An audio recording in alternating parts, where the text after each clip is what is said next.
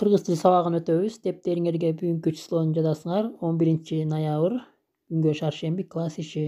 Өтө турган темабыз кыргыз алфавити жана тамгалардын аталышы.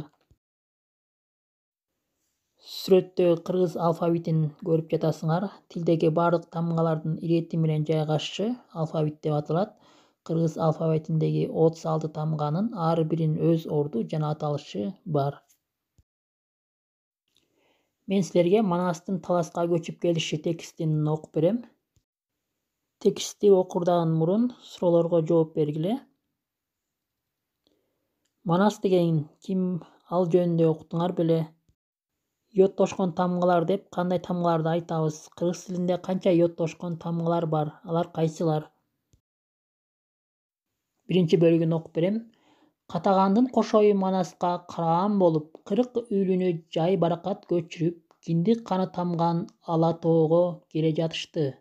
Катар-катар ашууларды ашып, иленин башындагы 3 аралга жетип өргүмөк болушту. Чоң илени кыдырып, каркылдаган каргасы, куркулдаган кузгуну жок. Сары өзөндө тандашты. Сары өзөн түзүндө кулан ойногон, аттын буту баса элек, алмасы бышып көң болгон, жаңгага кулап сай болгон жер бейиш экен. Алар үйүрмөнүн сазына 3 күн жыйын курушту.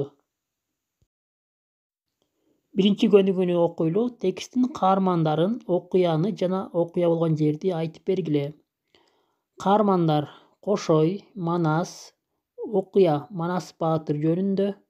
Ал эми окуя болгон жер талаада. Экинчи көнүгүү. Тексттен Сары өзөндү таласта сүрөттөгөн сүйлөмдөрдү тапкыла. Мында Сары өзөн түзүндө кулан ойногон, аттын буту баса элек, алмасы бышып көң болгон, жаңга кулап сай болгон жер бейиш экен деген сүйлөм. Үчүнчү көнүгүү. Классташ балдарыңдын аттарын өзүнчө, кыздардын аттарын өзүнчө алфавитке салып тизме кылып жазгыла.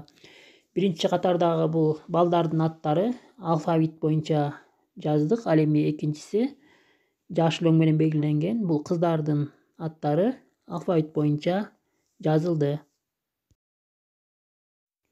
Төртүнчү көнүгүүнү дептериңерге сулуу таза көчүрүп жазасыңар. Мында алфавит боюнча тексттен тиешелүү сөздөрдү таап көчүрүп жаздык. Үйгө тапшырма 5-чи көнүгүү. Биз окуган тексттен, ушу тексттин мазмуну боюнча сүрөт тартасыңар. Тарткан сүрөтүңөр боюнча аңгеме айтып, же болбосо жазып берсеңер болот.